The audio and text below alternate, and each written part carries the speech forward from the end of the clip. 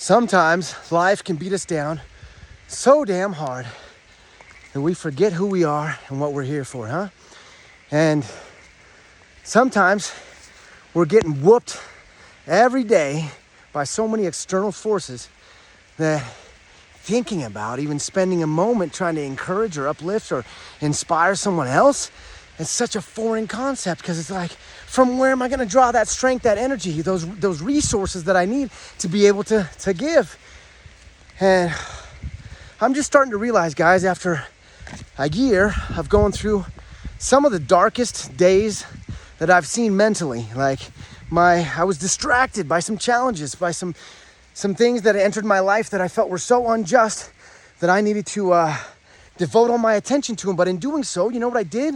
I got distracted from my purpose, which is to inspire, because inspiration is so valuable to me. The root comes from in spirit, which is like very much similar to enthusiasm, which is in God, and theos, right? And these ideas are not like small ideas, you guys. This is what matters in life. And so in neglecting that purpose of mine to stay in spirit and enthused and in theos, I went down a deep, dark hole. I'll be honest with you. And in fact, if most were to look at my situation, practically speaking, from a physical standpoint, it actually looks more bleak than it ever has in many ways. In many ways, it's worse than ever, you know? And so that's why today is just an experiment. Today is day number 1 of going, no, you know what? I'm going to go back to this whole idea that I'm going to become undistracted again, or I'm going to, in the process of doing so anyways. So that's what I'm doing. I'm cataloging this day. And usually what I want to do is like, get my way up. This is my old methodology. My old methodology was get to the top of the hill, Carson, and that way you can pull a bunch of people up with you, or holler a message down to them and let them know, hey, it's a magnificent view from up here. You got to come join me. Like follow your heart. Do something magnificent with your life. Go all in. Go for it, you know? And, but I think perhaps maybe some people, onlookers, back in the day when I used to cut some videos like this, they were like, yeah, buddy, sure, pal. Sounds nice for you, but you got these certain things going for you and I don't, and whatever the case may be, right? And now what I'm telling you, guys, is that I've got, I'm digging my way out of a pit. Like, mentally speaking, energetically speaking, I've gone through times that were dark, like the dark night of the soul mixed with a sucker punch of a midlife crisis with a whole bunch of fear and doubt and anxiety mixed in. Man, it has been, I'm just being real about this because it's true. This has been my life. And I've decided that no matter what external forces there are, I still get to choose. I still got to be able to choose, man. I've got to choose. And I might not do it perfect even later tonight or tomorrow or the next day. Even 5 minutes from now, I might quit on myself. But my intention is to get back up every time, man. There's an ancient book of wisdom that talks about, man, the wise man, he stumbles 7 times and then he gets up again. And that's basically the end of the story on that one. It's like, that's not that it ends at 7 times. No. What is it? That we just get back up again, no matter if it's 8, 88, or 888. It doesn't matter. That's what we're here for, is to do that thing. And so, you know what? Something someday might take me under. And if it does, and when it does, I want you to know that I am determined to, in as much as I can, walk this path towards something that's more elevating, more glorious and splendid, majestic with every breath. And that's going to happen no matter what, all those things, because that's just the nature of life. It's just the abundance of life flourishing, bursting forth from all over. Look at that. This is what nature brings to us. But yet we have the capability to close ourselves off from the magic of it all, right? And get so distracted by things that we miss what's going on. The spectacle of life that's taking place in my 3-year-old son right now, it's unreal.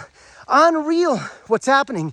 I'm seeing him go from discerning that this is called a ball and that he can say ball, and now he's going to creating very complex environments around the ball. And how are we going to associate with the ball? Which method are we going to use? This method or the kick method, right? Which game are we going to play with this thing?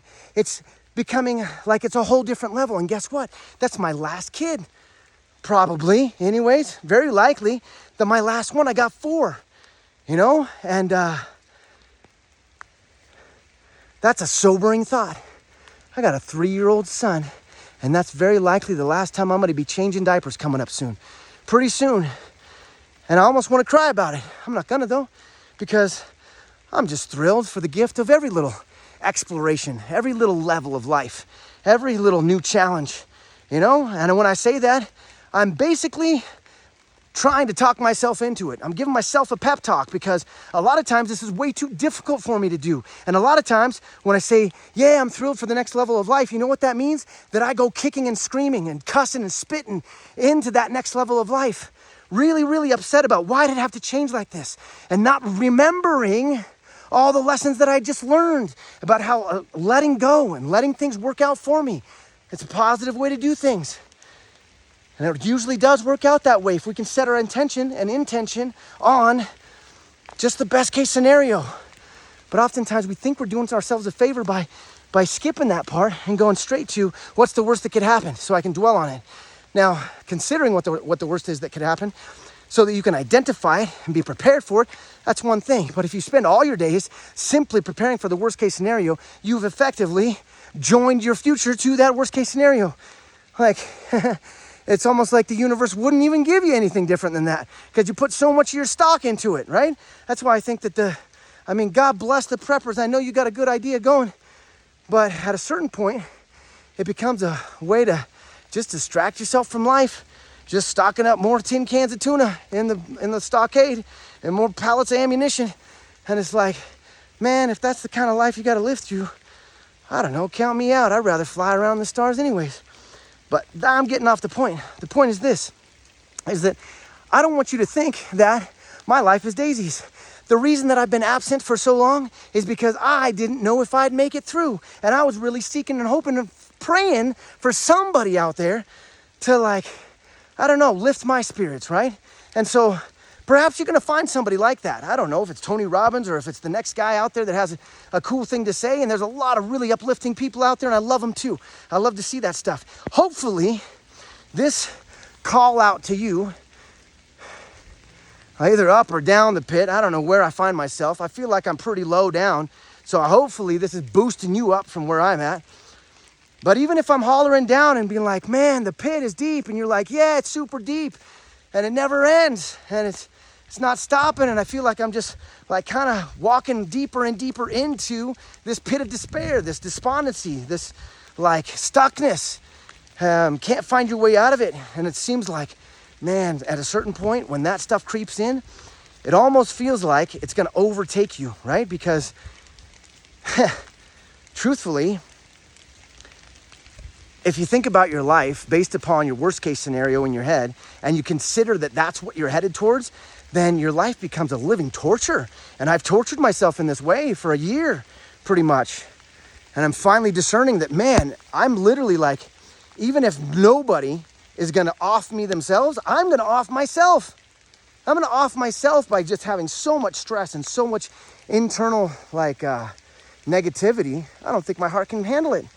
So this is like my call out, my cry out,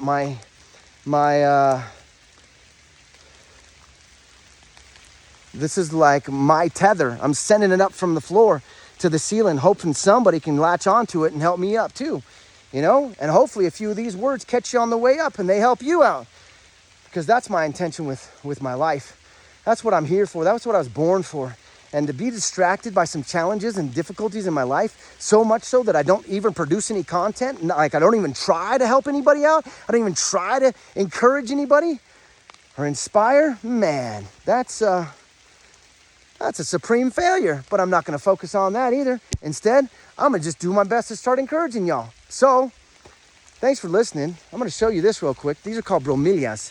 These are like those little air plants that you see all around at the grocery stores up in the States. And look at that. They grow naturally here, but just a lot bigger. They're super cool little suckers, and they're non-parasitical, and they live in symbiosis with these trees, just like the way life can be. Check this out. There's another insight that I received the other day while meditating in the water.